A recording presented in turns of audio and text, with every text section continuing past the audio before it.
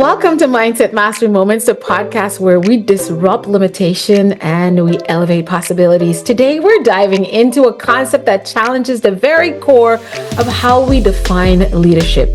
Not just a title or a role, but as a mindset, a lifestyle, and a responsibility that transcends boundaries. Whether you're leading a company, a classroom, a community, or your own personal transformation, leadership is everywhere, but not all leadership is created equal. In an age of blurred boundaries between work and life, where influence is currency and impact is the bottom line, we need leaders who embody what our guest today calls 360 leadership. Leaders who owned every aspect of their identity, personally, professionally, spiritually, spiritually, and show up with excellence and not excuses.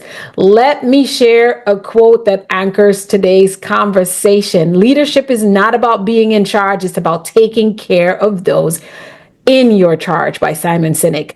But how do we truly take ownership of our lives and lead from every angle when the world demands productivity over purpose, visibility over values? That's where today's guest comes in, and I am super thrilled. It's been months in the waiting to have my sister friend and global leader, entrepreneur, and all these fantastic things that I'm going to tell you about. You see her here if you're watching us on video with a beautiful, radiant smile and a vibrant spirit. You can feel the energy coming off of her. Her name is Miss Modesta Mahiga. She is a global executive coach, business consultant who helps high-achieving professionals and organizations align with their purpose, elevate their influence, and expand to global impact. Her work spans continents, cultures, blending strategy with soul. She is the host of her very own podcast. Yes, you know, we have phenomenal podcast hosts here all the time, and she's also the author of powerful resources on leadership and a thought leader on what it truly takes to lead at the highest level, because yes, she herself has done it. So whether she's speaking on 4 levels of leadership development, from self to industry, or coaching clients through extreme ownership, her message is clear. If it's to be, it's up to me. Modesta, again, thank you for being here with us in Mindset Mastery Moments. It's so awesome to finally sit down and speak with you, my sister friend. I am so thrilled to be here, Alisa. And I want everyone to know, before I got on, I had to ask, I said, listen, Your Excellency. Okay, Dr. Alisa Whyte, how do I address you? It's me. Just call me Alisa.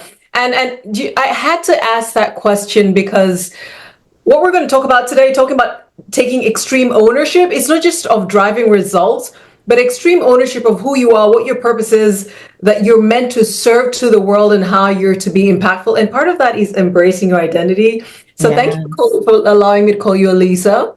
Yes. And thank you for this amazing invitation to have this necessary conversation on how we are to show up as authentic, as impactful, and I'm going to say this, as generationally mindful leaders. So thank you again for this opportunity, and I cannot wait to get into today's podcast. Modesta, listen, the pleasure is all mine, and I couldn't wait for it because we know we also have the I would say the marching orders that we are to do some work together, and more than likely it's going to be in us having a series of conversation for both our podcasts. So this is just the beginning. Finally, you know, our schedules align. Here we are. So I absolutely am so excited about our conversation. So Modesta, let's take us back a little before we dive into your 360 leadership philosophy that you've created. Give us a little background on your version of who you are, where you're from, what you do, and why you do it. Okay. And I want to start this way. If it's to be, it's up to me. I think that's a motto I've had. And most recently, my 10-year-old says, Mom, I think keep it moving is another motto that you have in life. And I want to start this way because from when I was a child, Mm-hmm. Whatever I saw that I felt had to be addressed, Mm-hmm. whether it was inequality, or just a need somebody had, and kids will see a need and will want to bring it home. Can we address this? Can we help so and so? I had this. I guess it's a mindset that, well, It if is. something is going to be done, if someone is going to address it, well, I need to put my hand up. So Yes. I'd volunteer, and not always being welcomed at volunteering to make a difference. I remember being beaten up by quite a few bullies for standing in the gap for other people. That I wanted them to be heard, and I wanted them not to be mistreated. And I've known, or let's say, I have accepted since childhood that if there's anything that you see that you think needs to be redressed, whether in your life, in your community, or the greater world, well, if it's to be, it's up to me. So, went from just that mindset to taking on leadership positions at school. I almost got expelled in high school as a student president because of the same philosophy, and ultimately became a lawyer, gender and children's rights lawyer, and then did the bar. But then pivoted. So I realized that the things that I wanted to stand with women and with children for, had we gone back and addressed systemic inequalities, especially in economic inequalities. Do you know there's certain things that do not happen? Well, they do not happen too, but they have less of an impact on economically empowered individuals and communities. Absolutely. And I Absolutely. realized what I wanted to take in the courtroom and represent clients would be less of a concern, or at least for less of a population, if I went back, right? Empower them economically. And empower them economically. And Right. so I shifted from, this is what I'm going to do. I'm going to represent women and children and the Right. challenges that they face. I don't want to ever see them going through that again, to saying, listen, if you were to empower them, and if you were to equip them with the skills, whether it's for entrepreneurship or even employability, Yes. certain conversations that are brought into these courtrooms where people can thrive and be Would be corrupt reduced anyway massively, at and least. rob them of their rights anyway, a lot Yes. of these issues would not happen, because they would not allow themselves to be compromised in that way, or they would have more redresses available to them than if you were to wait until they become a victim you need to represent. So my career trajectory changed. And I initially worked in human capital development, but eventually started my own firms. And we can talk a little bit more about that, spanning from media to human resource development to business development. But that mindset shift to, you want to help victims, but how about you focus on supporting, on resourcing individuals, and empowerment then would take care of the challenges that you want to redress later on. Oh, I love that. I love it that you switched from a reactive Yes. mindset to a Yeah. proactive Yeah. mindset of your own, and realizing where your gift, talents, and abilities would bring the most impact. Yeah. And I feel like that is one of the biggest pillars of self leadership. Yeah. Before you start leading people, Yes. is having a sense of clarity, not just of why you're here, Yeah. but how can I be most impactful? Yes. And also dedicating that to service, knowing that with influence and impact, you will obviously generate income. Yeah. And so that's where entrepreneurship came in, and you're being called by global leaders and organizations to do that work. Yeah. And that's why we're here to learn from you in 360 leadership. So thank you for sharing that with us. That is very motivational, because that too was how I pivoted in my own career. When I think about sustainability, Yeah. it starts on a personal level, Yes. and each individual for me becomes a well lit lamp, that their bright light. But then when we do it collectively, now it's a whole beam that's coming, right? And so for me, I could have done, like you said, law, Yeah. and working at a college campus or something. And I remember when I started off my career in preschool, it Mm. was like, and I'll say this in my Guyanese way of saying it. Before these people grow up and get hard headed and it's hard to get them to change, let me work with young kids who Yeah. they're still impressionable and soaking it all up Yeah. so that we don't have to make all this course correction for our next generation. So I do believe the earlier we can get them. Now, of course, I don't work directly with young children anymore. That was my time, and I needed that time because it helped me not only understand human development and human psychology, because I did study child development and early childhood education, which exposed me to a lot of the psychological principles Yeah. and that forming of mindset. And really, so when I decided that my role now is to help people to master their own and then go out and teach it first in your homes and then at your job. So whether you are Yeah.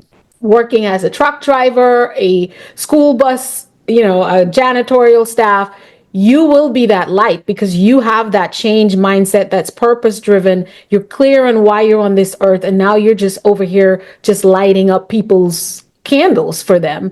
And then they get to do the work. So I believe we're all, as one of my friends from Ghana say, we're all meat in the same pot of soup. I believe we are. I believe we are.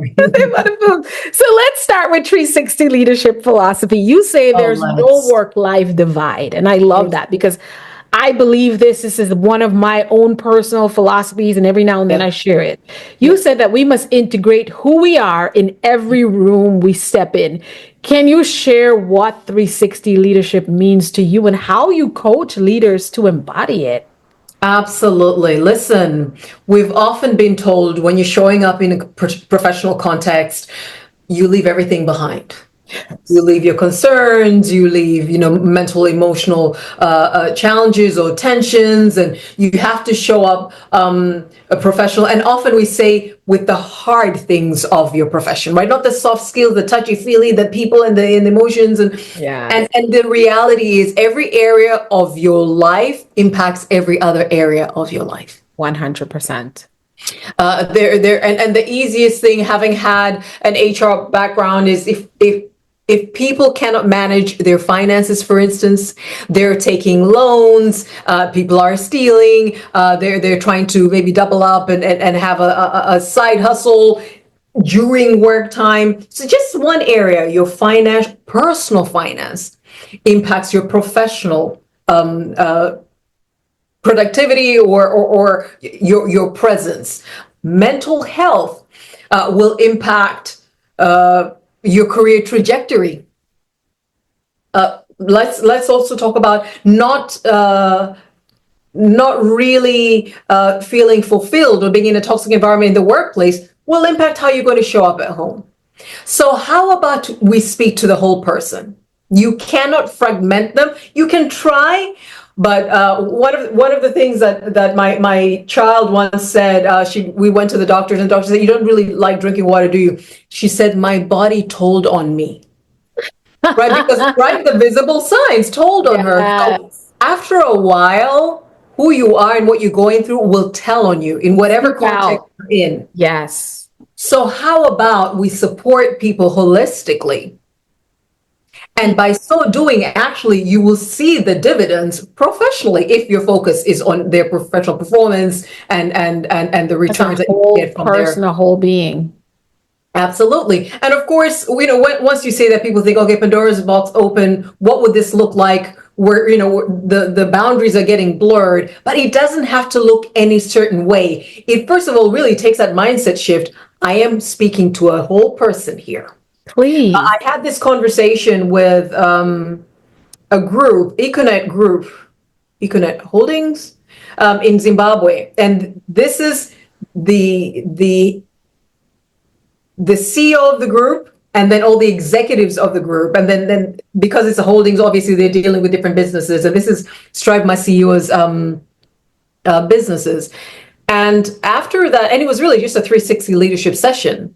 Right. And he was thinking, if every individual who comes to work, they've got extended family, African and a lot of our communities, right? Context, Yes. extended family responsibilities, Yes. probably maxed out financially, and Yes. whatever else is going on with them. And they're showing up at work this way. That's That's one all person. part And of it. he multiplied that and said, we need to address that, because even as the leaders, and now they're the leaders of their organizations, and often this tend to also be the leaders of their communities or their extended family. And Yes. they're imagining, if their companies, if their group makes up, some of the better earning professionals in their country, right? Mm-hmm. So we're basically saying almost everyone there is somebody that is highly dependent upon.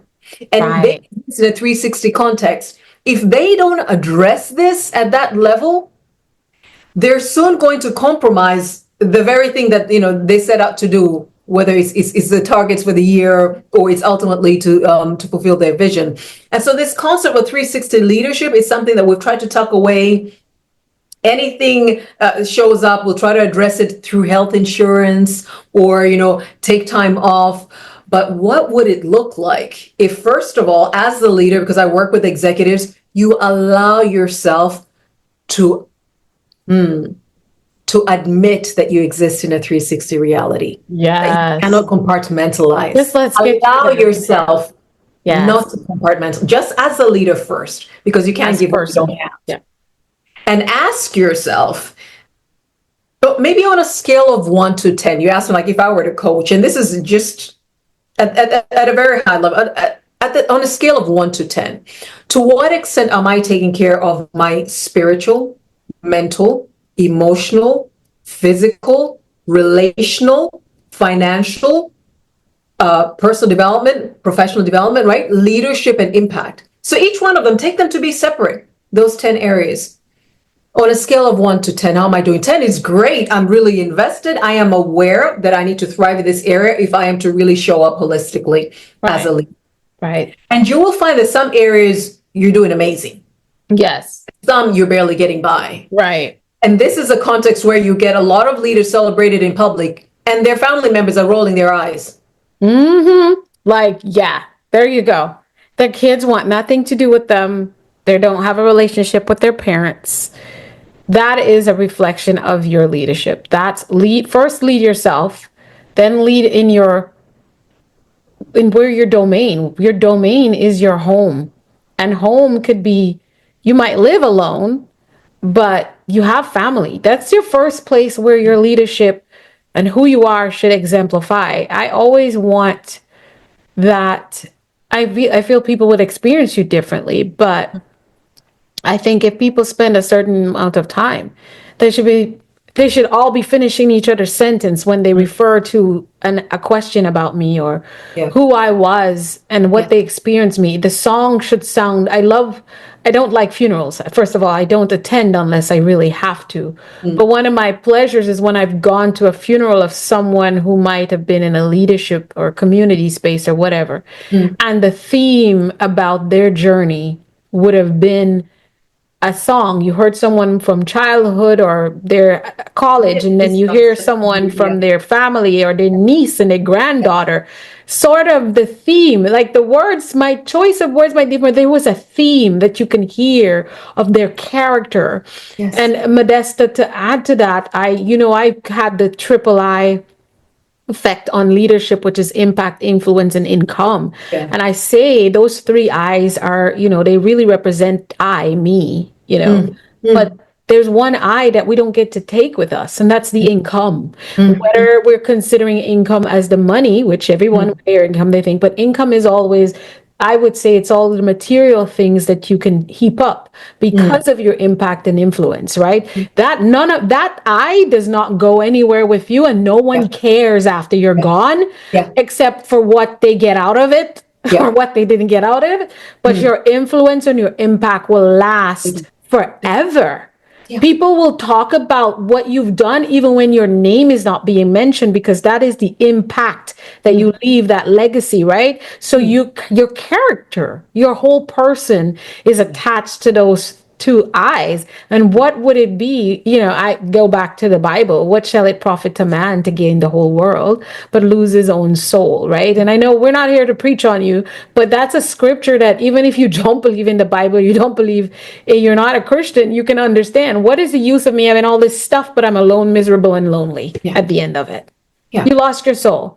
So 360 leadership, when I first met you, I'm like, oh my gosh, girl, you have done the thing to bring this to the world, because it's something I am so very passionate. First, lead yourself really and truly.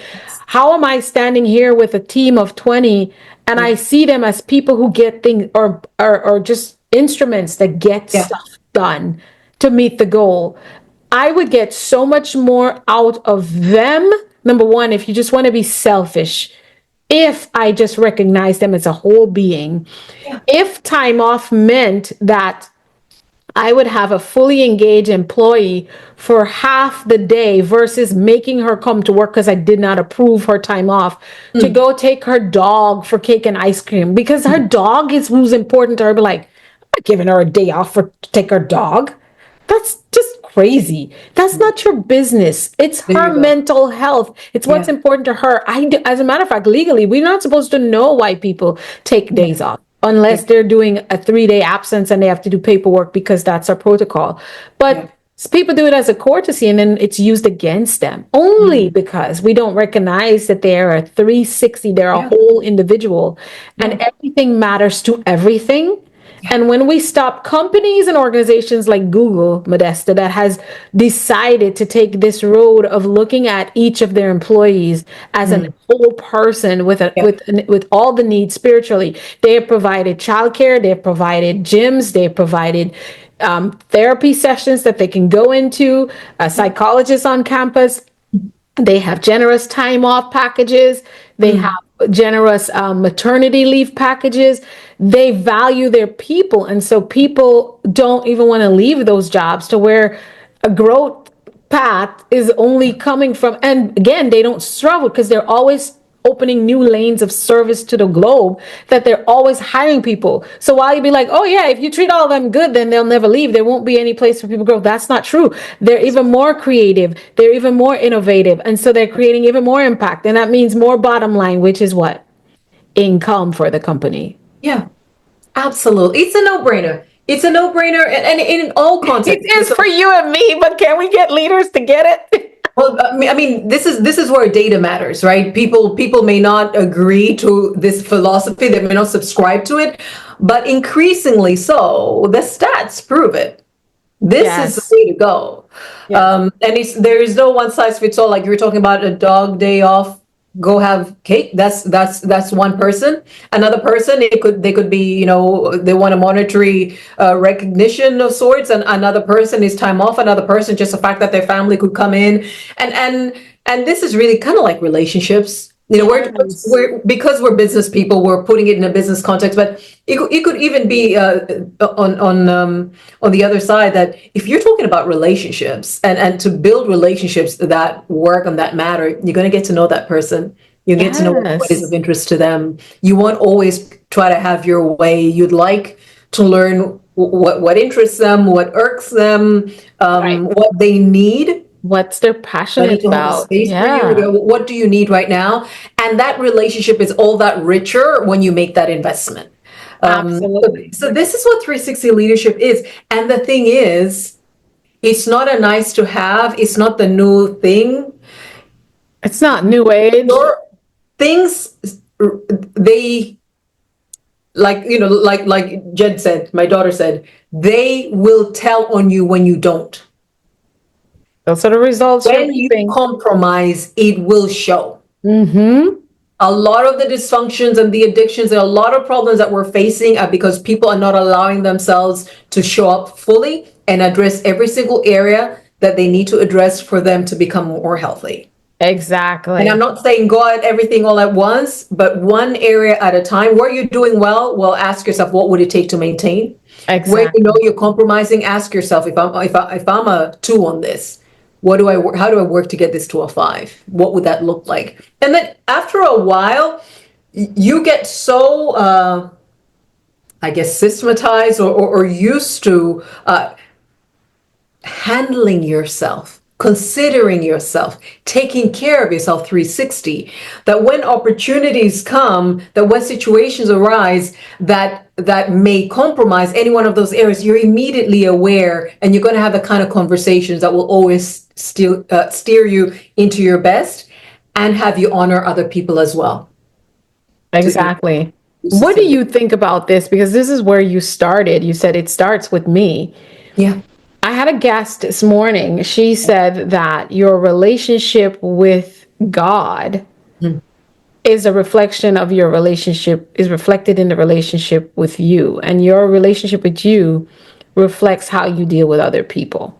Is it that a lot of times, even leaders don't even value themselves enough to think they are worthy of being viewed as a whole being first? Because we cannot give what we don't have, right? How are you helping to empower leaders, number one, to really see themselves as a 360 leader, and that I should be one, my voice, my person, my character, who I am, my purpose, my mission in life matters? Because if you don't matter to you, you can't, the other people won't matter to you as much either, and it's vice versa. So how do you help them to really embody, to separate that, and also keep that, to let themselves be separate from the separation of their identity, and just lead in that whole space to begin with as the leader? Absolutely. Listen, like you said, you cannot give what you don't have. And something that I have come to notice, not always from the leader, but those under a leader's influence that isn't doing so well, is if they haven't seen themselves as worthy, if they have never advocated for and fought for themselves, if they've just assumed a role and kept on going at it, they're not going to fight for you. You know, sometimes people say they won't fight for me. Do they stand up for themselves? They won't help me on my trajectory. Are they on a trajectory themselves? Yes. Right. So you went back and you were quoting the Bible, or you were making reference to this conversation that you had. And we're told to love others as we love ourselves. You don't love yourself. That is exactly the problem. Right? If you don't love yourself, you won't love others. Or you don't love yourself well, you won't love others well. But then it takes a lot to go against the grain, because contemporary management and leadership theory, and even our society is built in such a way, especially when you get into leadership, you don't show vulnerability. Exactly. You don't show weakness. You don't show up too much empathy, because then you're perceived as weak. Stops with you. When you get in that leadership seat, you know, you will die with it. You cannot seem to be weak or need help. And because this is like, you know, think of our societies. The father is infallible. Then the next one up is the mother, if there isn't a firstborn son. Sometimes even the mother is then ignored. Then, you know, you go down the ranks according to age. And in society as well, you know, they're the elders. So there's always this socialization to find yourself on the totem pole. Yes. And often when you start out, you're starting out small and insignificant, supposedly, according to society, until you make it, which is why people have this thing of, it's now my time to eat. I am now on the seat, right? Yeah. And what I've noticed working with leaders in the senior most positions in their fields is they often have the greatest challenges. And I'm talking about personal barriers to effectiveness, to leadership, to management, but they will never admit it. They will fire, they will leave jobs, they will hide, they will do whatever thing it takes than to admit. I'll tell you this, I have a lot of like really high level leaders working with me from where I come from. And I'm in the States at the moment because I am removed from it all. Because they know their weakness will never be known. They would rather pay me personally than take advantage of their company's package, resources, to get a coach and a consultant, because then they won't look weak. Get out there and they cannot be seen to be weak. The question I have for that, though, is that a disadvantage, and is that additional work you're having to do with them? not that you will say, well, why pick me, because this is what you serve, but that alone itself is a coachable opportunity. How do you address that mindset just to begin with? The fact that they would come to me. Yeah, that you will go completely outside of what they're to hide this, to Okay, hide that you so are vulnerable. so here's the thing, right? The chicken and the egg, which came first? Is it that they, right, have this issue and they need to be fixed, or is it Right. that society has created this? Yes, created the And monster. so obviously I can work with the individual and help the individual, but when it's a systemic concern, this is where Yes, things like this podcast exists. It's a right. mindset shift we need to have. Yes. Because what happens then is we let leaders do whatever they do until they fall. Oh, and then, oh, how the mighty fall. Oh, the fallen Yes. from grace. And we just Yes. thought they were so, no, they were never perfect. They They're were never human, they have perfect. challenges, but they were not allowed to have safe spaces that would allow Come them to, on, talk about right? it. And so, yes, with the individual, and it's sometimes it's a lot of work to have them allow themselves to be.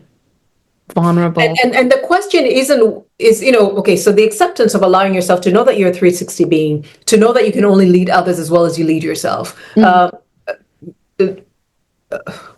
John C. Maxwell, right? He says everything rises and falls on leadership, Leadership, and it does. right? The extent to which your department, your organization goes, your It's family, on your you. ministry goes, depends on your leadership. It's capped at your leadership, no matter the Yes. systems you have in place, no If matter there's a leak, it's coming from the top. right? And so helping them accept, oh my goodness, okay, I need to address. Do you know the number of childhood things you have to address before you actually get to the concern at the Come organizational level? on. You're They dealing with understand. people's childhood, you're dealing with their parenting and the life, Yes. Yes. and you're Yes. dealing with bullying, you're dealing with perceptions, and when you get to them, and the question then isn't whether that's good or bad and whether they need to let go or not. It's what could that look like for them in such a way that they feel safe to slowly come out, to Yes. slowly embrace that, which could look like accepting help, which looks like saying, I don't know, which looks like them clocking out at 5, which looks like, right? Slowly getting to that point where they feel more comfortable, Mm-hmm. then they're able to do that for others. Right. A lot of concerns leaders have with their colleagues or direct reports, whatever, is actually a concern with them, because if you are healthy as a leader and you can manage yourself well, self-regulate, and you have healthy Self-regulation. boundaries, and you don't feel like your identity or your prospects are attached to it, then you're more likely to enforce that with others. But Mm-hmm. we think that person is a difficult person, that person, listen, that person isn't difficult to everyone. There's a way you can manage yourself as a leader to say, okay, this is how far you can go and no further. And you will be Exactly. surprised what can change under your leadership. You Exactly. allow yourself to grow. That's right. And Before that's why they're addressing there. that, yeah, before addressing that, let's address you and the things that concern you. So yeah, a long way around to responding to, no, you cannot lead others better than you lead yourself. So then ask yourself, what does it take to lead myself well? Now, with the 4 levels of leadership, there's certain areas that you can go through, but each leader has a different situation and they can start at a different place. Yeah. And to walk through that path. But the first thing is that mindset shift, and to give yourself permission Mission. Yeah. to be to look at your life 360 and do the work you need to, so that you can be whole, you can be effective in your leadership and your Right. impact. Because the only person you have control of is Is you. yourself. As a matter of fact, I don't even want to say person, the only thing That's it. ever. And You even then you're struggling and pulling at yourself, right? right? I'm a whole Exactly. project. Because you've been programmed, like you said earlier, and you don't realize how much of autopilot. So Yeah. it takes all this self-awareness and work. Let's talk about your principle on extreme ownership. I love the quote, if it's to be, it's up to me. What does extreme ownership look like in your everyday leadership? Thank you for asking that. And I'm going to take a different domain of life to answer that question. I Go want for it. This is your I want to show. take I'm my just here marriage to as an join example. you. I want to take my marriage as an example because this is what I Yes. came to learn, right? When we get married, you're thinking we're doing this, and what I found is you can then get complacent in we and not take ownership as I. Mhm. So there can also be a lid placed on you Yeah. because you only aspire as high as we would go, or you could fall to as low as we would go. Mm. So I realized because often, and again, I'm going into faith, people say it's God, then your spouse, then you, then your children. I was like, no, it's God, then me, then my spouse, Yes. then the children. Yes. Because first of all, I can't even love him as well as I love myself. So I have to love myself. But also, I'm a person who was called to a specific assignment on this earth, right? Right. That doesn't change because I chose to get married and have children. Nope. Nope. I just Yeah, posted God that. is still going to ask for his return on investment. Yes. And I'm not going to say, but Lord, I'm somebody's wife. And he's the head of the family. And can't you see the dynamic there? That was going to challenge me. So Yeah. then it really reinforced this thing. If it's to be, it's up to me. To me. And another context where I was having a hard time being accepted, not necessarily as a leader, but just this whole dynamic business. And I was young, and I was around the globe doing these things, and it made a certain context I was in uncomfortable. And I thought, I don't need this. I'm going to remove myself and just do me. And I ran a group of 5 companies, and they were doing well, and we were going global. I felt I don't need this. And a friend came to me and said, listen, this is what I know. You're the leader, and they're the people you're meant to influence to get to where this nation is supposed to go. So if Wow. you're a leader, please find whatever you need in your leadership toolkit to make it work. So sometimes that looks like working with people whose influence they're more receptive to. I don't have to be the show. I don't have to be a face of something. So some context, I am influencing the influencers. At Yeah. the end of the day, the job is being done. It's In being some done. contexts, Yes. right, I am the face of things. In some contexts, I get to contribute towards board or policy, right? And Mhm. so what ends up coming out in the system, then, I got to contribute towards that. So Yes. this is what I then came to learn. Whatever the outcome is, I need to remind myself, what is the ultimate outcome? Who am I taking this journey with? What is the reason we're doing this together again? Right? Because Yeah. sometimes you can take it personal. You can Yes. and ask yourself, given who I am dealing with, how do I need to? Because I'm the only person I can control. How do I need to manage myself so that I can have this person collaborate with me so that we can achieve our ultimate aim? Right. So Exactly. in whatever situation, if it's to be, it's up to me. Sometimes that means I'm marching forward and doing the thing. Yes. Sometimes it means I'm taking a back seat, even when I knew that if I showed up, I could. But if that is not being received, I'll take a back seat, and I'll find out who then would be the voice that would listen to. Yes. Sometimes that doesn't look like me being active in the program. That looks like me contributing toward policy. Yes. Exactly. Sometimes that looks like I'm not even a technical person. That looks like I'm doing awareness in the media. Yes. Yes. But either way, if anything is to move forward, and wrapping this up with the reference to my marriage, I just thought of my single mother of 5 and what she was able to achieve for us. And I'm the 4th of 5. Wow. And then I'm thinking, my husband and I, and we just have 2 children. Would I ever in the future say things didn't happen because, us? No, the kids are like, Mom, what about you? So then I realized if Yes. it's to be for me, it's up to me. If it's It's to be for my impact, it's up to me. And it's up to me to manage myself, to influence in any way that would serve the cause. If it's to be for my children's future, it's up to me. That whatever that looks, does that look like managing myself in a certain way as a wife? Does that look like getting a support system around me, because I can't always be the present mother Come on. because of the career I've chosen and the path that I've chosen. Yes. But either way, I have to look at myself in the mirror, and I have to account to my Lord that that thing which you entrusted me with, Lord, I did my I utmost. did my best. Yeah. Yeah, I showed up. So controversial a little bit. The question I have for you, Yeah. there is a theory that is perpetrated throughout social media. And here's the thing, leadership is all about this. That's why I love that you brought up your relationship as an example, because I was going to ask for anyway. Uh-huh. But there's a theme that goes around that the person who truly loves you and the person who meant to be in your life Yeah. is going to challenge you, is going to push you, is going to drive you, and da, da, da, da, da. And if they're not doing that, they don't really love you.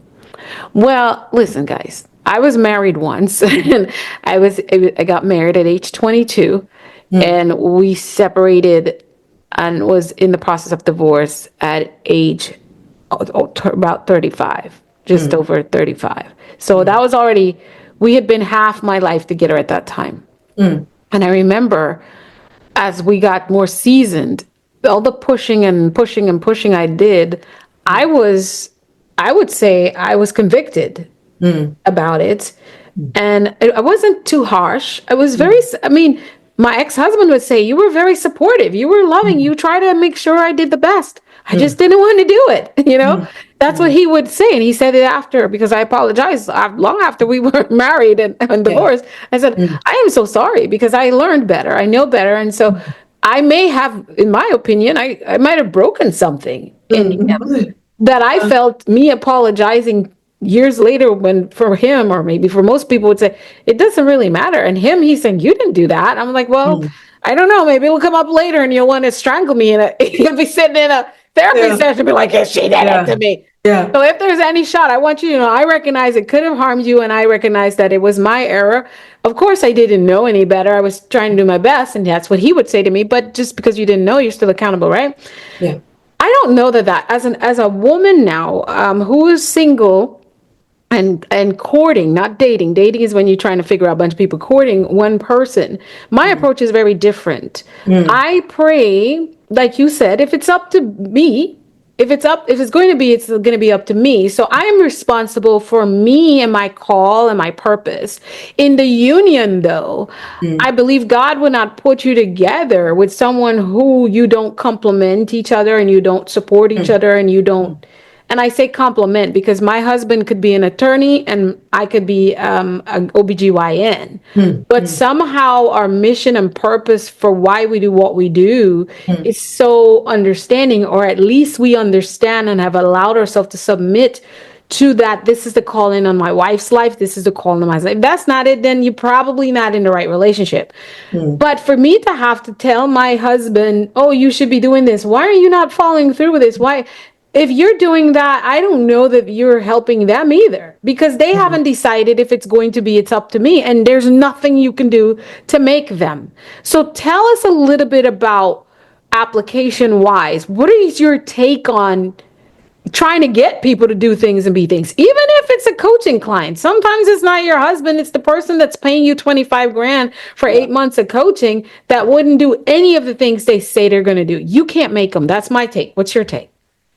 My take is you can not only can you not, if you're to bother to try, should not. You should not. Because whatever it is that you take on at the beginning, you'll have to continue with it. Come on now. Ooh, that's deep. That is so, I'm goosebumping just the fact that I Ooh, said that's deep, because you just took me down a whole. That's how it'll continue. Yes. Which is why take your time and assess what you're really dealing with. Right.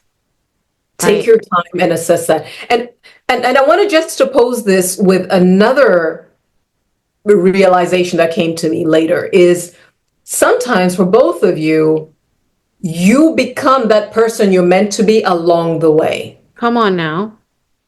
Right? So they may not have whatever it is that they need for themselves, by the way. And this is what we're talking about. You're not even saying they need to get anywhere for you. It's just for themselves. It's for themselves. We're doing life together. We're impacting each other here. Yeah.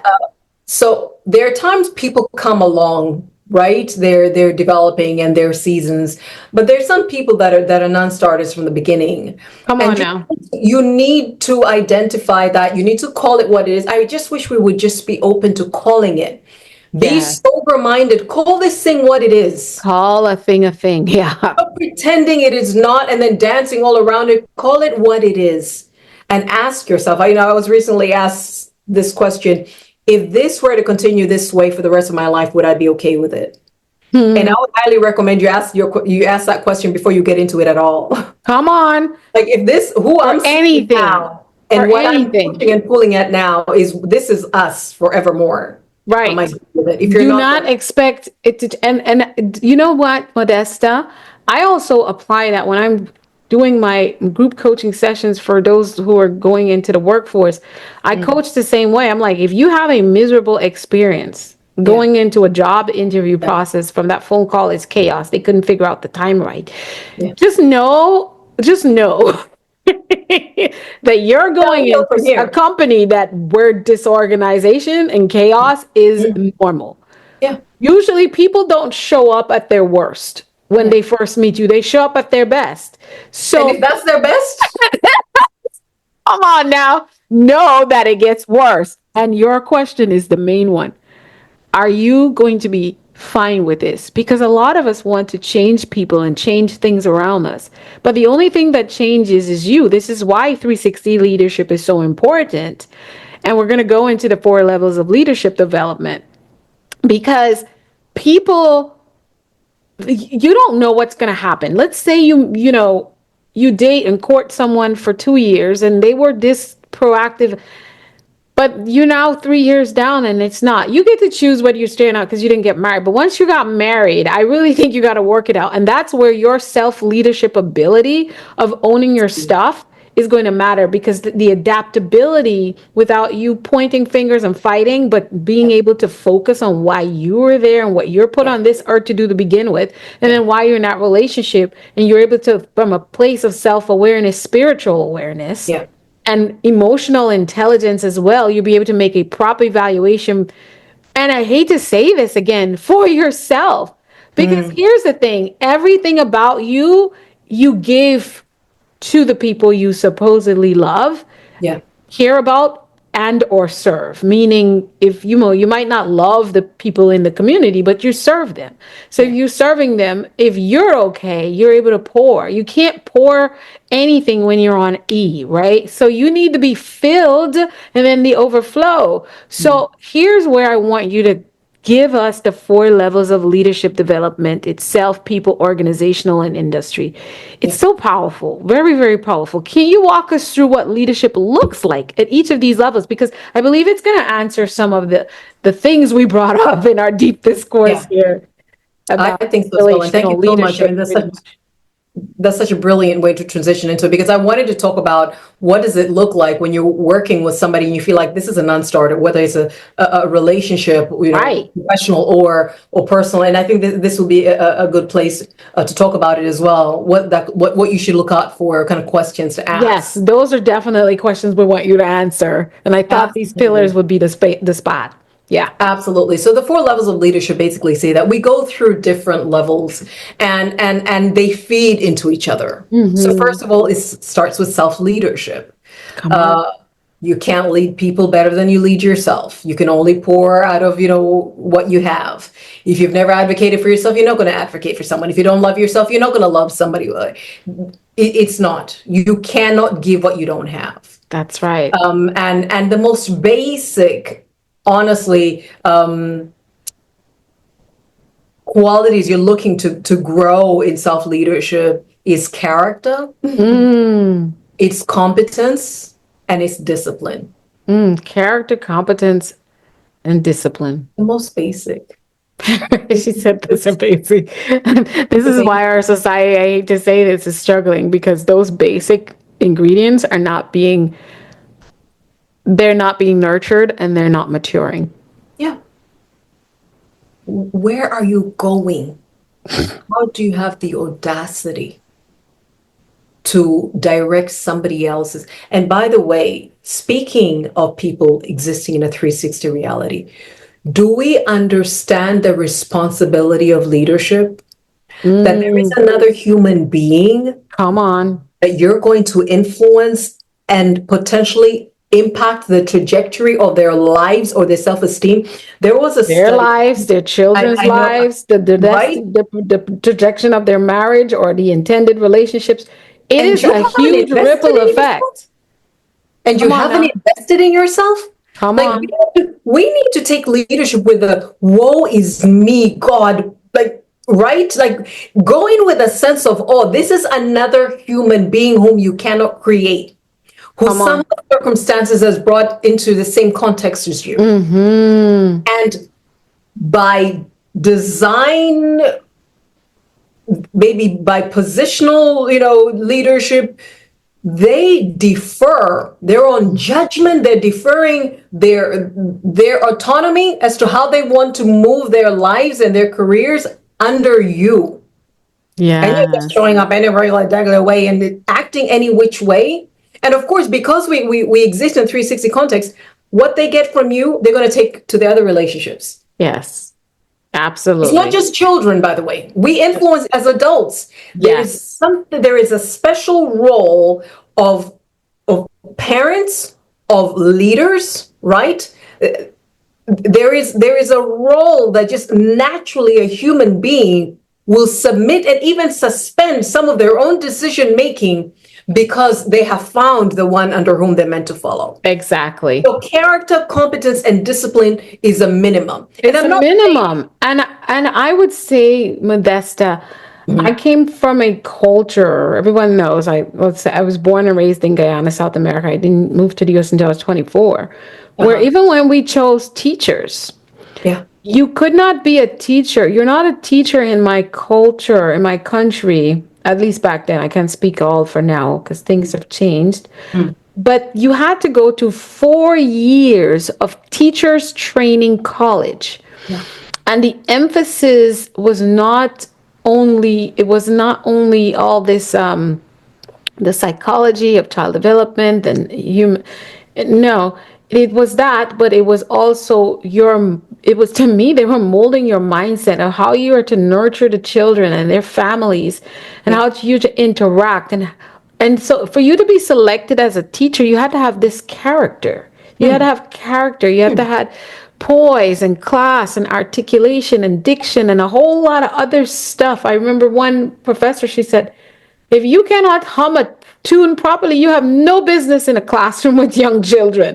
Like, it was even down to that. And I thought to myself, it should be like this for every profession, that you not only have a degree and an interest, but you're cultured and trained. There should be, Oh, God. it's not a leadership book or a masterclass or bringing in a consultant. It's too late.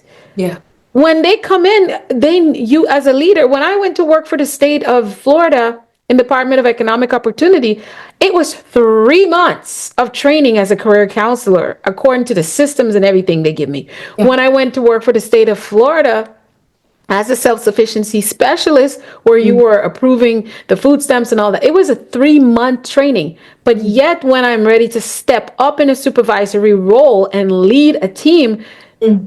there's no training. There's a whole bunch of interviews, so making sure I say the right things and I'm going to make sure all the processes. But no one helped to culture me and help to nurture my character and the way and my thought processes of interacting and taking the team in the direction. No one does that. It's a lot more serious than we think. Parents, teachers, and especially your first manager or career, Speak on it.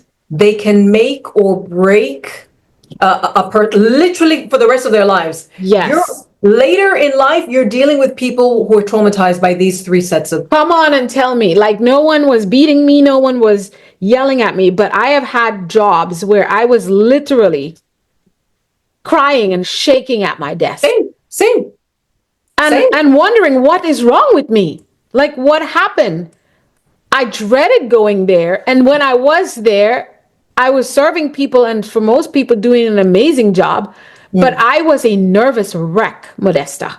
And because then there were jobs that I left from and realized that I was traumatized. Literally, I would sit there and I was telling my partner, I was like, I I don't know. I don't even want to interview for a job. Getting a new job scares me Trauma. because I feel like, and I'm like, what is this? And I know what trauma is. I'm trained and trauma informed and all that. So I'm like, this is trauma. Like, oh my God. And I am one of the strong ones. I am one of the self-aware ones. I am one of the one with emotional intelligence. I am one of the one who takes care of myself mentally, spiritually, emotion. And all I was thinking is, what about those people I left behind? There you go. What are they going to become? There you go. No wonder there are people having marital issues. No wonder there are people having financial issues. No matter no wonder their children are not listening to them because they are out of whack themselves. And it's more than just mouth and words and things. It's energy transfer. When I learned a couple years ago that my supervisors, the stress level of my supervisor can affect me, my cortisol levels are directly affected, which will affect, this is why a lot of us have an extra pouch on our stomach because it's cortisol. And a lot of it is like, well, I don't know why would I have the doctors asking you questions like, I don't have any stress in my life. I don't have any, no, it's just me. I don't have any kids to chase. I don't have, but I work in a stressful environment with a very anxious supervisor. And studies show that that level of stress and toxicity, whether I feel directly affected or not, I am. You are. And what we're saying is, if you find out, because with the 4 levels of leadership, it's not saying do not lead others unless, no. We're saying you may already be in a leadership position. Right. You may have, like you said, do better, get better to do better. Whatever. However, it is on you. The onus is on you to say, I know I'm dysregulated. I know I'm operating from trauma. I know I am a bully. I know I'm passive aggressive. I know I coast. I know I kind of like take my foot off the pedal and I let my people take this flight. So then do something about it. Do something about it, because it's not just affecting you, it's affecting the people who work under you, who, by the way, were on a career trajectory and would have probably done well, yet here they are in this organization context with you, and it's affecting people at home. And it's just that ownership. You don't even have to talk about it to other people. Just go get a therapist all by yourself. Okay, exactly. Ownership. That's my personal definition is leadership is ownership. And that started for me when I was in the corporate space, working with educators as an educational leader and administrator. And that was the first time I came with, you know what? Gotta take ownership. You've got to take ownership. Yeah. So let me ask you this. Where do most people tend to get stuck in this model, and why? Second. So the first is self-leadership, right? So the character and the competence and the discipline. The second is people. Now, with leading people and you're growing this is where you're growing your influence. This is what we need to understand about influence. It's people allowing you to impact them in a certain way. Yes. You don't stronghold, you don't strong arm, you don't force people. Influence, and of course you can have a negative influence, but either way, another human being allowed you to have that. Allowed you to do that, yes. Another person has to allow you to influence them. Otherwise they can block you, whether you're in a position of leadership, whatever it is. And at this level, you're looking to grow trustworthiness. So people have to believe that you're relatable and you're credible, that you will do what you say you will do, that you've got their back. Yes. You're looking to grow in emotional intelligence, right? You're looking to grow in mentor leadership, that you're not just, these aren't your minions. You're developing them to be able to also come up in leadership. Exactly. And a lot of people then struggle. Number one, from childhood, we're asked to be number one, get the grade, get the first position, get A's. So for a very long time, we're really inward looking. You're competing against everybody else. Exactly. We're not often socialized to work in a group and to lift other boats as we go up. Exactly. So people struggle from me being the performer who's seen to now being the facilitator of performance, right? And the empowerer of other people. And often it's because we don't know what to do with the fact that this other person is also coming in loaded with their own baggage and their own history and their own trauma and their own preferences. And often in a technical context, they're also really good at what they do. Do you know sometimes you're growing together as colleagues and then just one of you gets promoted, but the others are, Exactly. right? And so people struggle then to understand you're not getting someone else to do something, you're not commanding them to do something. The best thing you can do is to find out what competence, what character, what makes them tick, what their preference is, and put them in and align them in positions that they would thrive and partner with them in such a context. So people Yes. seem to realize that all you need to do, and I'm saying, I'm not trying to simplify it too much, but No, it makes what you're absolute sense. asked to do is to hold the space where you can find out what your people need, where you can step in to remove the barriers so that they can shine. And you Yes. can Come give them the on. tools that they need, and the psychologically safe space they need to thrive. And making that switch from an individual performer and self-leadership to leading people is often where people struggle. That's exactly it. Exactly it. Oh, I love that so much. That is going to help someone. That is going to help someone who's stuck. So, what is one small action that you would say to anyone today that they can take to move them to the next level on their own leadership journey? As are we speaking about the four levels of leadership and self-leadership? Yes, yes. What is one small action they can take to So lead, to take on let me that? speak on each. On personal leadership, really, it's asking yourself, and I like it better to support people when they have a target in mind. Is it a job and a job description? Is it a position you're going towards? You know, when you talk about personal development in a vacuum, it's so overwhelming. We have so many layers of things to work on in ourselves. Yes, What are you aspiring for? It often helps when you have a vision.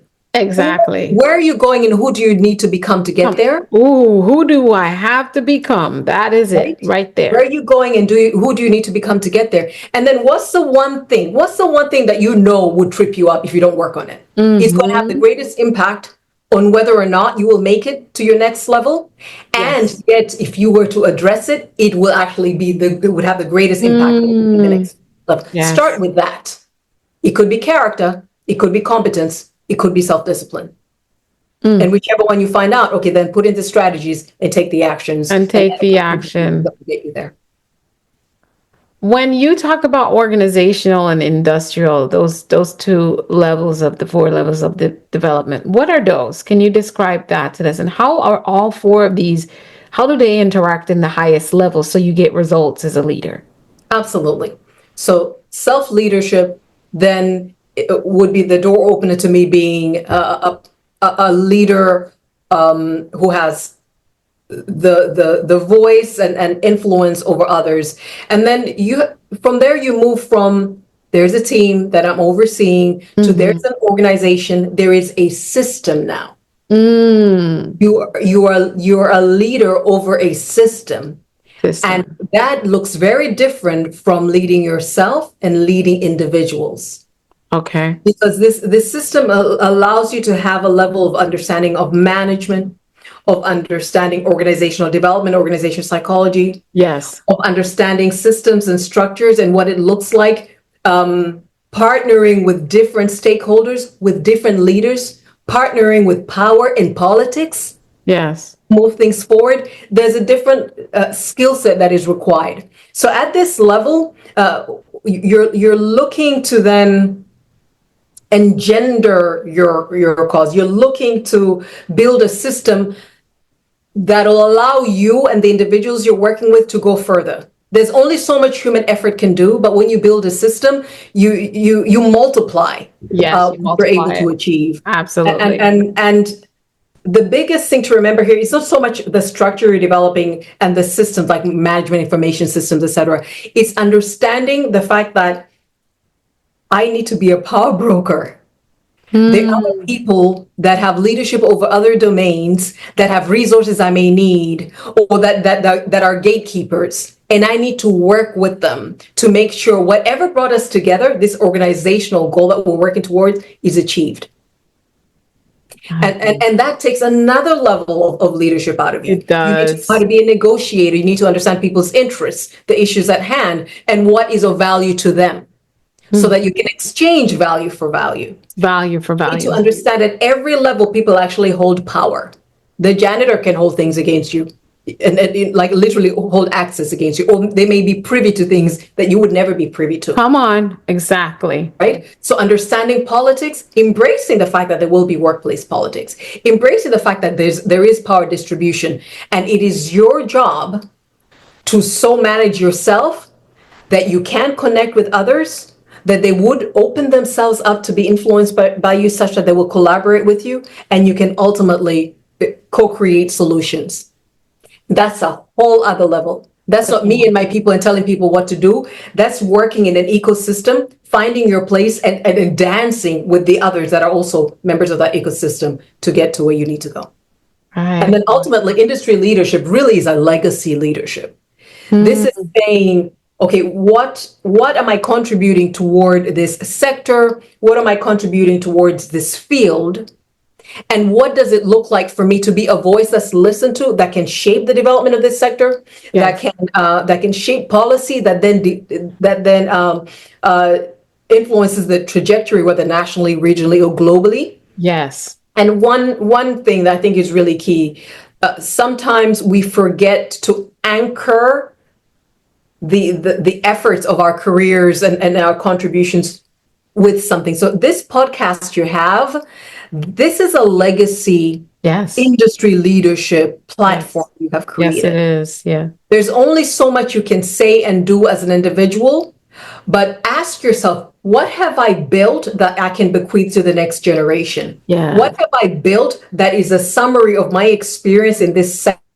As an individual leader of people, organizational leader, an industry leader, understanding the dynamics of the context I'm in, that I can then give to others as a blueprint or as a framework or as a reference Yes. with which they can run with. Because Dr. Miles Monroe said, the first job of a leader is to prepare their successor, Yeah. right? The first job of a Yes. Come leader is to on. prepare the Come successor. on. And he said the success of a leader it depends on the success of their successor. So you're not done until you're able to establish your industry leadership. So Yep. this is how it works: self, others, organizational, and then ultimately I owe it to my industry, given the experience that I've accumulated, to be Come able to. on. I love it. Ooh, I love it. I know we have to continue, but I need to let my Oh daughter in. no. I love No, wait that. one And moment. I'm letting my that's daughter it in. right there. That part, the last part just speaks so much volumes to me. I absolutely Come love say that. hi. Come say hi to Auntie Alisa. This is Jedediah. Hello. Hi, Jedediah. It's so nice to meet you, gorgeous. I know you're gonna have to cut it up. Oh yeah, that's what But editing is for. that's Jed. That is what they get paid to do. It's so So meant to be yeah. sure. Yes. So perfectly said. Let's talk a little bit about branding. Hold on one second. Yeah. Hey, Moment. it's still recording. I'll call you back. All right. Oh, okay. All right. Sure. My honey was looking for me. Oh, it's like, where are 'Cause you? he knows I'm not scheduled. It's okay. Um, so we're gonna go back to now we're gonna dive into leadership, right? So you'll see. Not leadership, sorry, personal branding, Branding. because I want to talk about that with you. Mhm. So Modesta, let's shift gears a little bit and talk about another aspect of your work and impact is personal branding as a tool for influence and impact. Yeah. Many professionals think branding is just for influencers. And of course, I'm not one because I teach this in my career coaching classes. Why is that a mistake to think that only influencers or big time business owners want to focus on personal branding? Because you cannot get far. Listen, if leadership is influence, as John C. Maxwell says, right? Is influence, nothing more, nothing less. Yeah. And influence is other people choosing of their own volition. You didn't force them. They choose to allow you, right, to sway their decision making. You need to so conduct yourself that a person will, first of all, trust you, that a person will will be attracted to what it is that you say you have to offer. And think about it this way. Each time we interview for a job, that's personal branding. Come on. You're saying Half to my percent. candidacy, you will find my candidacy superior to anybody else who's interviewed with you. Thank you. I tell them they are offering a service and they have to market it. So branding is important. Like the Right? reason you're up going to Taco Bell at 1 a.m. when you're hungry, it's because they have planted a seed of how it will feel in your mouth when that warm taco hits you with all the juiciness of, and let me don't start. But they've done that. So you Yes. want to be a taco. I love it. By the way, you do want to be a My taco. students love me because they're like, By the way, Dr. White, come on. But they get uh, it. You can't not get it when I'm done telling you that. But you have to brand. And so I have an entire module that I teach that's called You Are the Brand. yeah, That is one of the very first. And so, because what I'm telling you is you can even dress the part, you could look the part, you can show yeah, up with a briefcase and a suit for your interview, but your energy won't lie. So you got to yeah, do some work before, yeah. right? And your articulation is going to matter how you articulate, because Taco Bell is not trying to put themselves as a five-star restaurant. This is why they have late night, midnight service, Yeah. because you can depend on them when Yes. you're in on the road late at night. Yeah. You get your big box, you know? Right. And don't get it wrong, I cannot eat Taco Bell like that. So I don't. But I just know these commercials are Yeah. convenient. And when you're hungry, they're there for you. McDonald's is there for you any time of the day or night in almost any country, city, Mhm. and state. Yep. So they have to put themselves as a brand that is there for you when everything else is not there. And that is what you want to be in the eyes of the employer, is that, look, I will supply all the things that you need, plus I'll be even more when you haven't even thought of it. I'll be there to provide for you. I'll be that person. And how do you brand yourself for that? That still is within an authentic space, because for Mhm. me, I think one of the biggest things is that people pretend to be something and everyone can see through the Oh, hogwash. and you're not being asked to do that. Personal branding is Nobody's telling you to do saying, that when it comes to brand. personal branding is telling your ideal audience, right? You're telling them, listen, I know you well.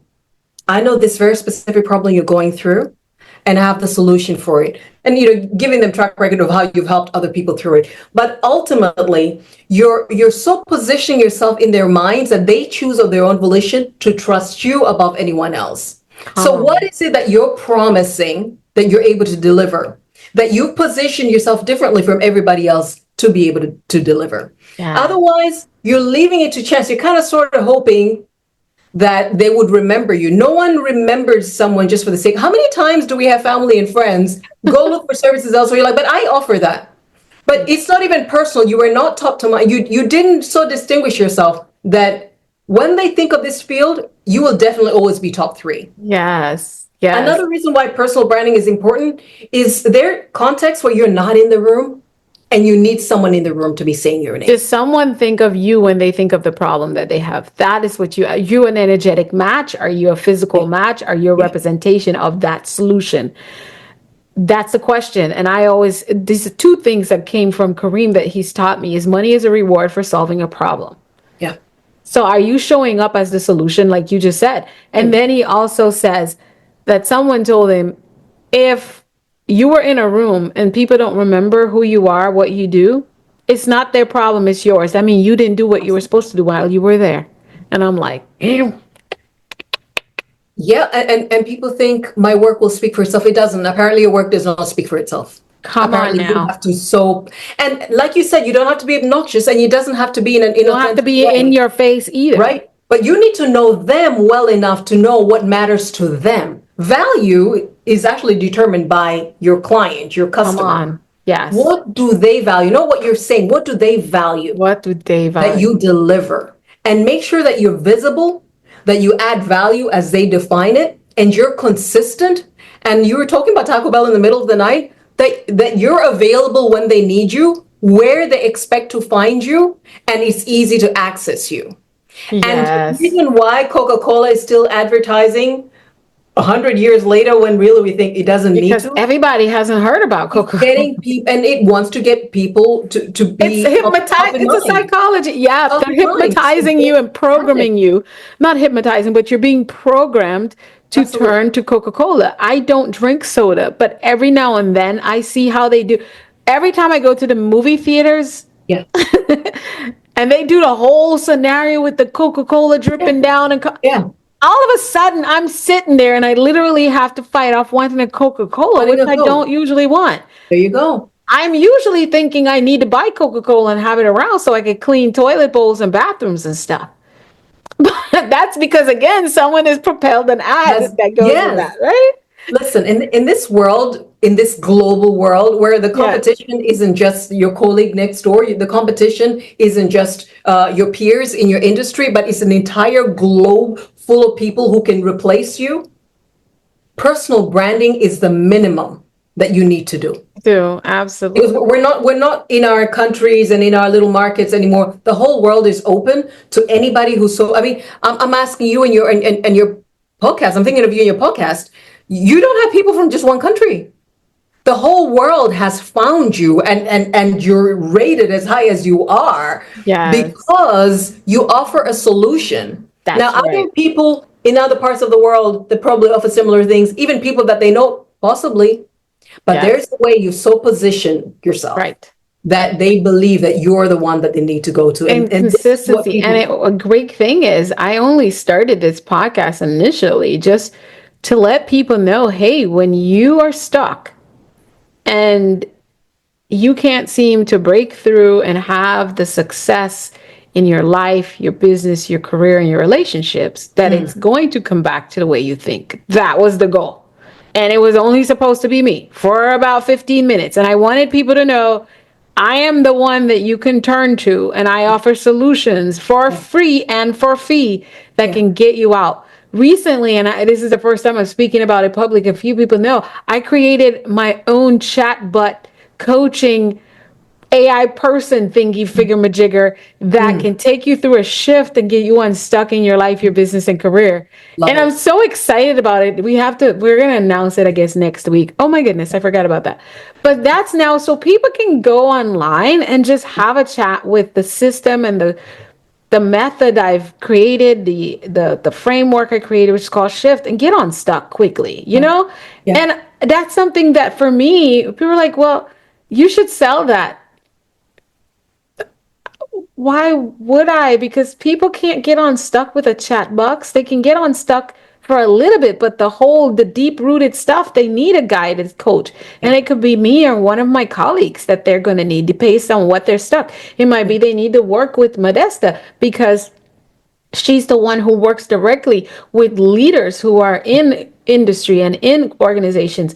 Or it might be someone who's stuck in their career. That might be me. Someone who's stuck in their relationship. That might be me. But then I have people who are stuck with branding. That might be the other guest I had earlier today, who's another great sister, mm, Miss Maya Iloas. So it mhm, doesn't matter. It's that they can figure it out, and then they'll be like, I need help, and then I can find them the help, and our team could refer them on to someone in our network.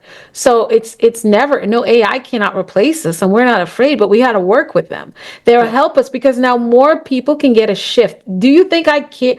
I don't only care about how much money I leave. I care about how many people get unstuck. And like Modesta said at the beginning of this interview, you said, I realize I can go to court and fight for one victim at a time, and I would still not have done enough. Or I can really help people escape becoming a victim to begin with. yeah. I love it. And listen, the bot that you just created that can coach people through shift, that's also personal branding. That's offering a solution. That's offering value to people. There are And so, people who are going to click on that button that I would have never met if they hadn't clicked on it. The podcast, I get to meet people that are influencing me and my journey. yeah, And then, of course, I share them with the world and helping me shift my mindset, helping me become a better leader, entrepreneur, woman, all the things by just sitting here having these conversations. I wouldn't have had access to them. I would have right. never known they existed, and I wouldn't know their work and get to learn and get more tools in my toolbox had I Mm, not committed to consistently sit behind this microphone in yeah, my small extra room in my home to do it if I had not. So you never know what will lead. But the thing is, as a leader and in this whole space of branding, is to just do your best, go out there. And I love when we talk about getting the right people to help support that. But you got to articulate yourself. Now, when anyone thinks of mindset, who do They they think of think of? you. Even Listen, when I'm not asked, it's like, and Dr. Alisa, you're going to love this because you talk about mindset. I'm in spaces where people should not know what I do, but they they do. do. They do. And this is what, listen, if only as a purpose-driven servant leader, if only to propel the message that you've been put on earth to do, if only to serve people well, you need to be visible. You need to let people know you exist and you add value. Jesus asked his disciples, who do men say that I am? Like, oh, some say John the Baptist, some say Elijah, some say. He's like, all right, fine. I'm not focused on them, but who do you say that I am? He's like, you're the Christ, you're Son of the living God. He goes, oh, flesh and blood didn't reveal this to You you. reveal this to My you. Father. Meaning, I am glad because I'm here on mission. And if you didn't get my personal brand right, I'm in trouble. Why? Because Because you're the you people, can't serve and work with me. because you're the people who are meant to choose of your own volition to follow me and to continue this work. Right. For nothing else except for you to serve your purpose, you need to let people know, hey, I exist, I see you, I am here for you. That's And right. doors open that way. So what could that look like? For me, I told you, human resource development and then business development. We went into media. We had a radio show that got 10 million listeners every Saturday. Ooh, that's We had awesome. TV. I was covering the general elections with presidents. We had another show that was for entrepreneurs. We were in newspaper columns in both Swahili and in English. So one of them was talking about career success. That was actually the material that ended up writing my 32 Steps book for career success. And then another one was on business, but in Swahili. So personal branding looks like asking yourself, what is the problem that I'm looking to solve for the people that I'm called to? Where do they congregate? What is of value to them? Yes. And then delivering that value.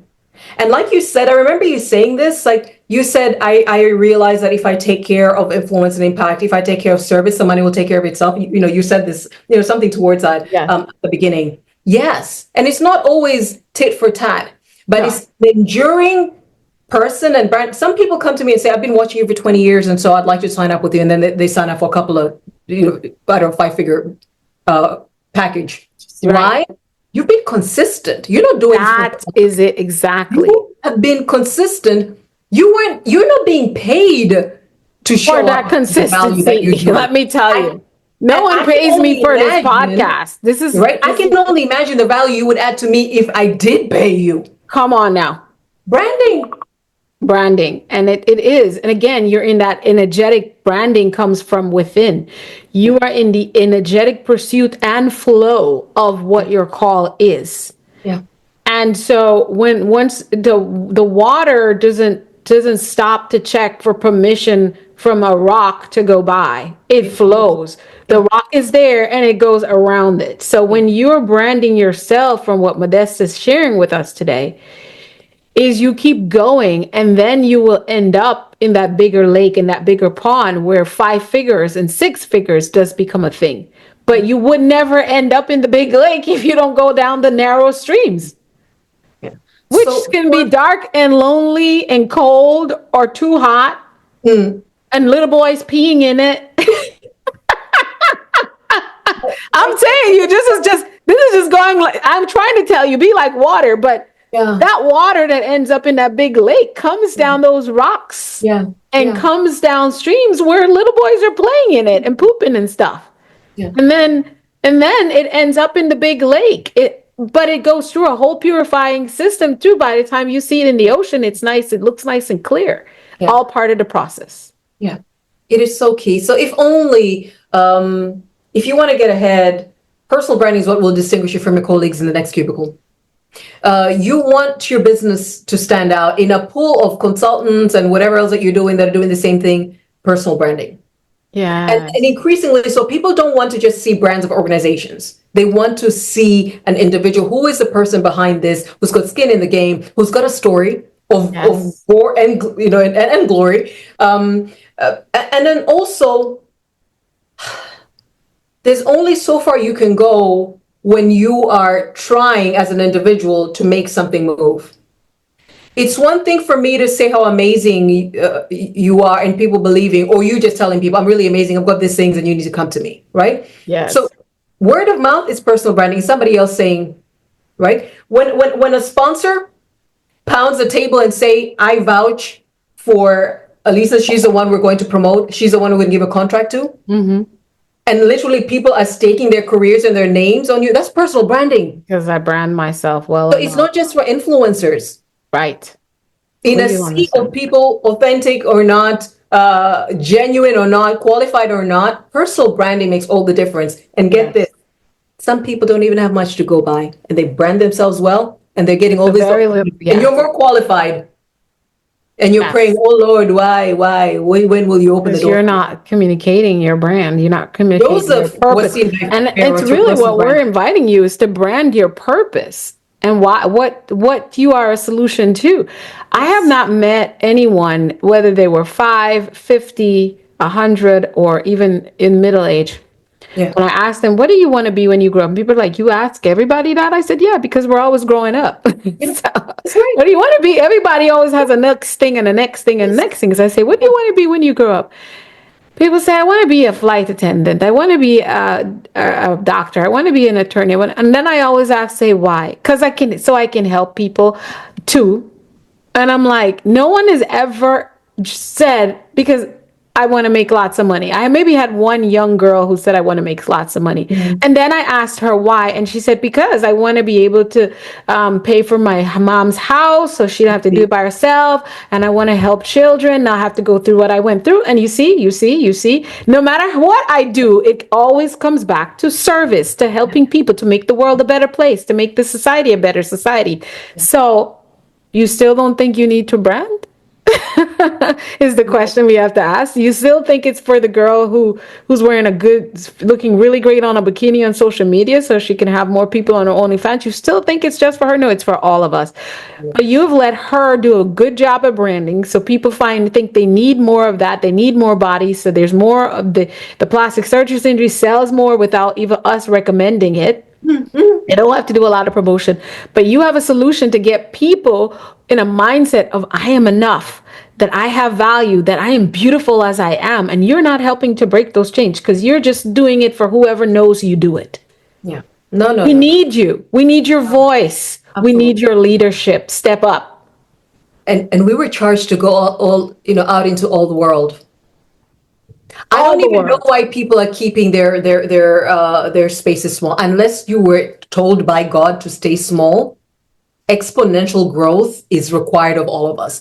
Global Exactly. presence and global impact is required of all of us. Everybody can have a podcast.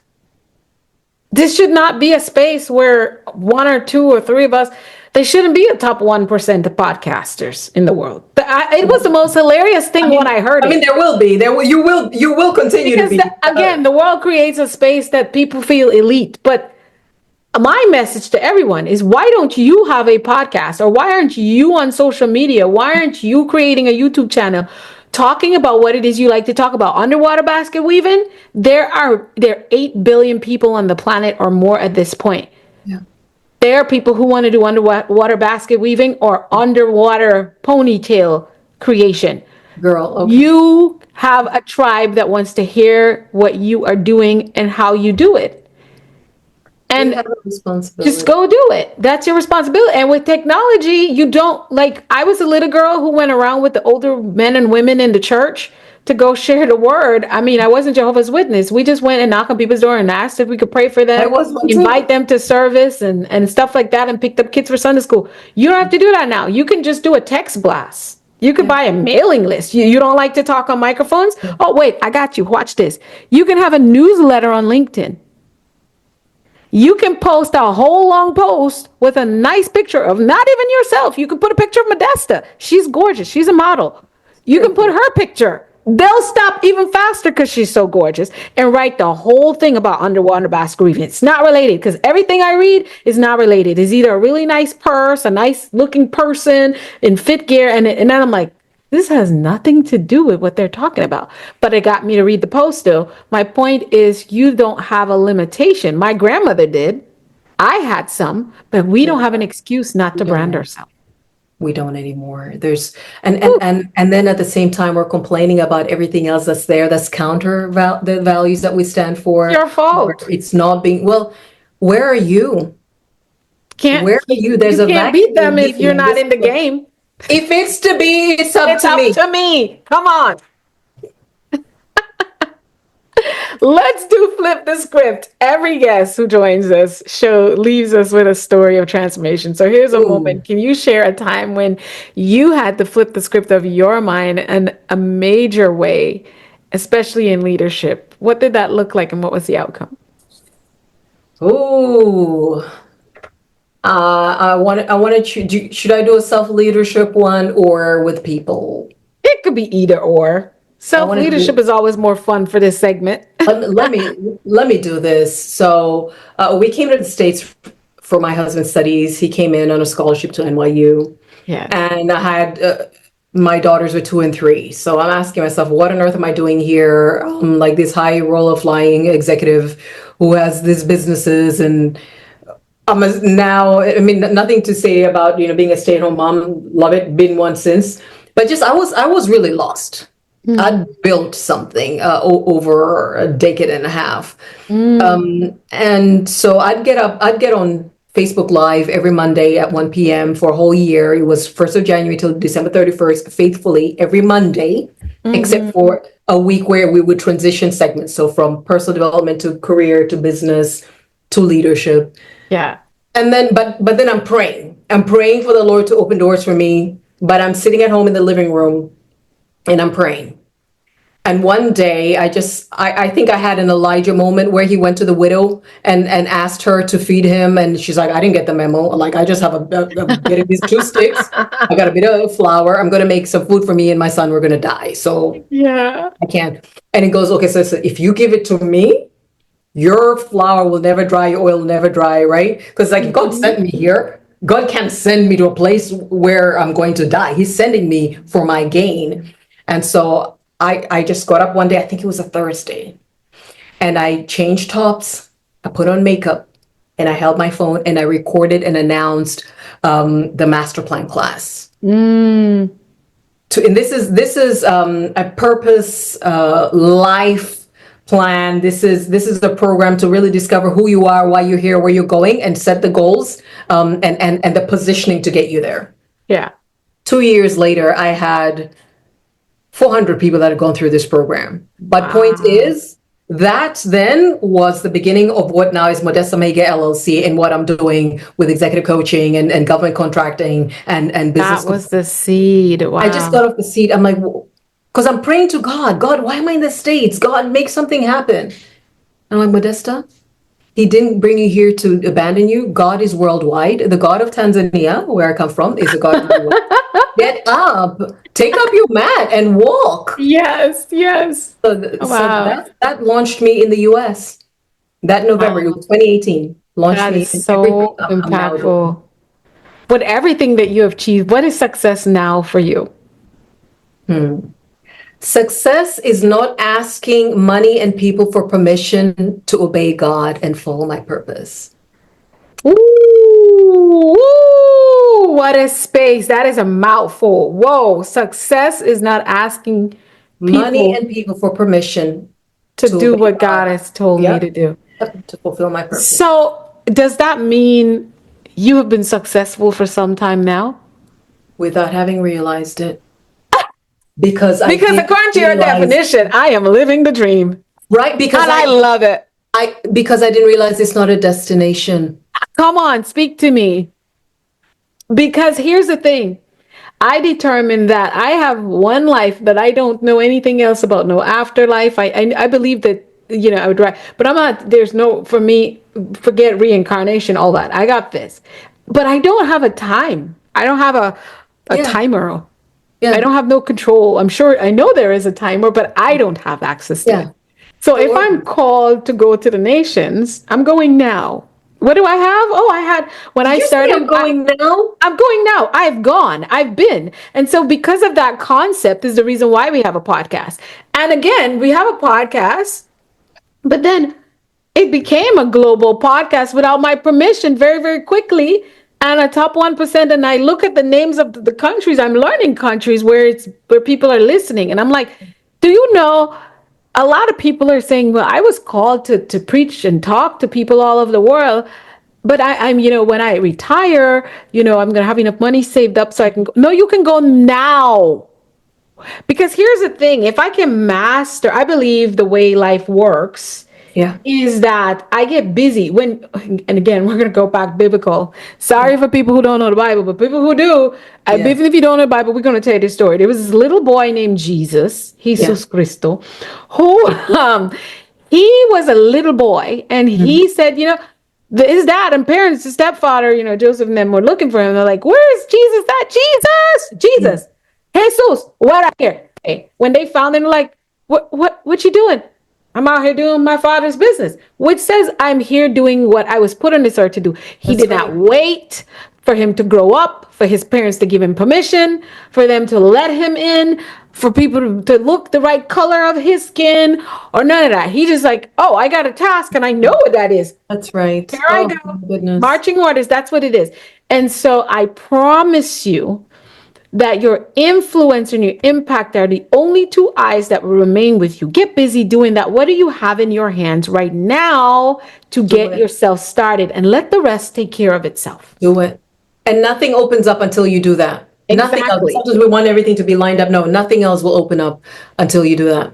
Just People would say, someone said to me just yesterday, oh, you're doing greater things than me. You're traveling the world. You're going here. You're going there. And I'm like, the only reason I have places in the world to go to and people to go to is because yeah. I was talking to all of them on Zoom. And it only started because I opened up my computer and said, I'm going and make a message and I'm going to post it. And then people reached out to me and say, hey, can you come talk to our people in Pakistan? I have a crusade. I'm like, I'm not a preacher. Why would you reach out to me who just posted a few weeks ago that I'm a John Maxwell speaker coach trainer to come talk at a crusade? I was confused.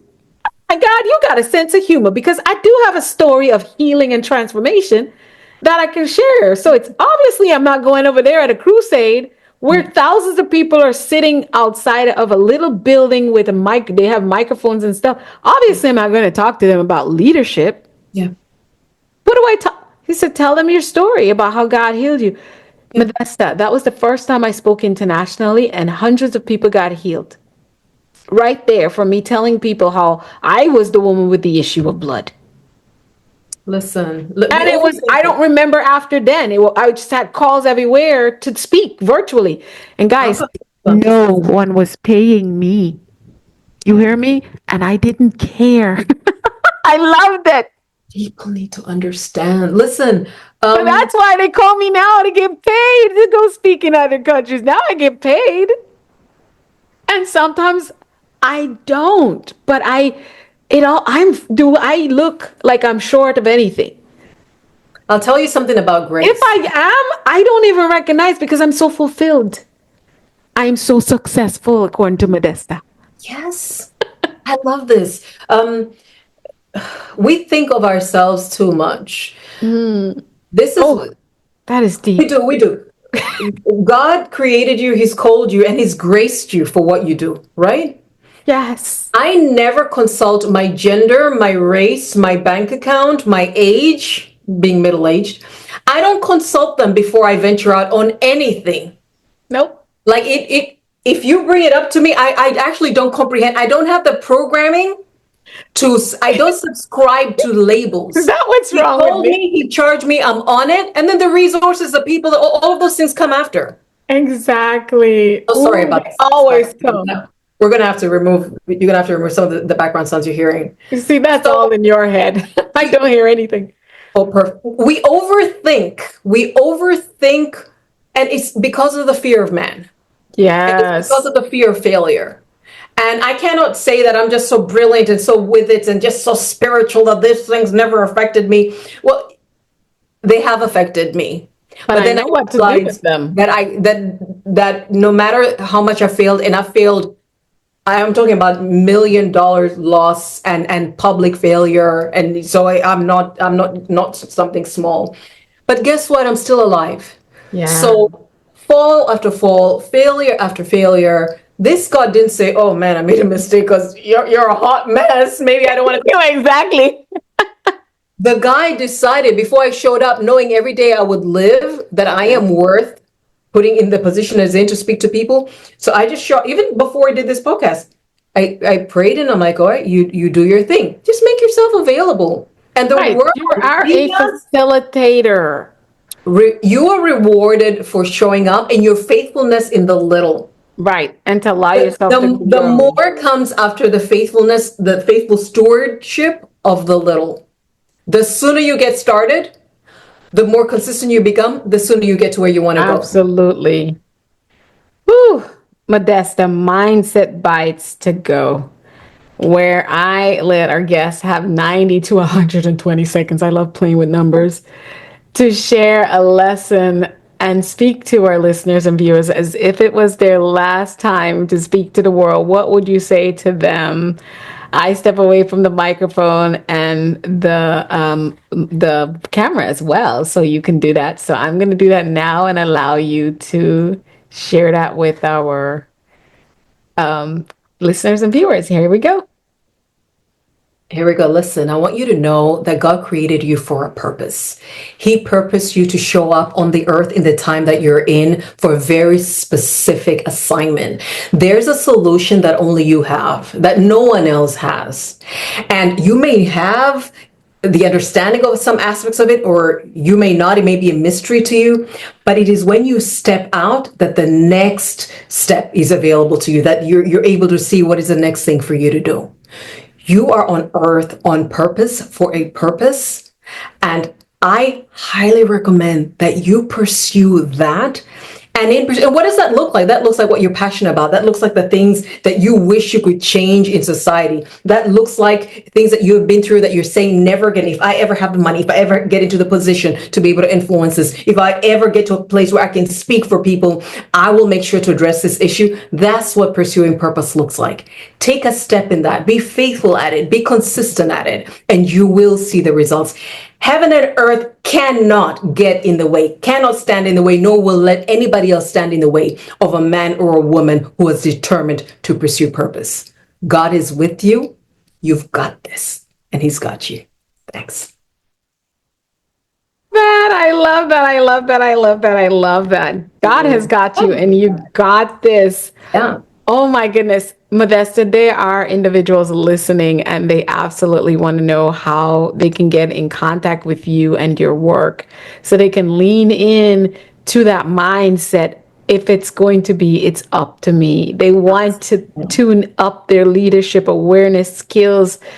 How do they connect with you? First of all, they can go to modestamahiga.com. So I know we're going to have that in the description to this podcast, modestamahiga.com. That's where you can see my work. But you want to hear me speak or connect with other people. You want to get those solutions that'll help you grow in your leadership. Go to the Modesta Mahiga 360 Leadership Podcast to help you through your leadership effectiveness, to help you through your self-leadership and helping others as well. And then I'm on absolutely every platform as Modesta Mahiga. So LinkedIn and Instagram and Facebook and the Threads and X. I'm on YouTube. I have a YouTube channel, again, Modesta Mahiga. I cannot wait to connect with you. I would love to come alongside you and help you with your leadership journey. Absolutely. My goodness. Wow. And it will be in the description wherever you're watching or listening to this episode. Please share it and also comment. Go over to 360 Leadership Podcast. That's what it's called, right? And listen, you can continue to get that. I do listen to the podcast. She has guests from all over the world who are bringing even more and collaborating with her on content that exceeds what we can do in an hour. And she will be back here with Mindset Mastery Moments, and obviously with MM360 she's also going to be on that platform here in a few months. You'll be hearing from her too. So Modesta, again, thank you so much for your dynamic, soul stirring and strategic conversation with me. I really, really appreciate you. And to everyone listening, be sure to connect with Modesta Mahiga at modestamahiga.com. Check out her podcast, online courses, her books. Grab her free gift on how to write a professional bio. All the links are here in the show notes. Her social media handles are also in the show notes, so you don't have any excuse to connect with her, and let her know that you heard her here on Mindset Mastery Moments. And remember, leadership is not just a role, it's a responsibility. It's not something you wait for, it's something you wake up and walk in. I'm Dr. Alisa Whyte with my co-host today, my sister friend Modesta, and it's been another moment of Mindset Mastery. Until next time, stay bold, stay aligned, and lead with purpose, and keep mastering your mindset. Bye now. Thank you. Bye. Wonderful. Thanks again.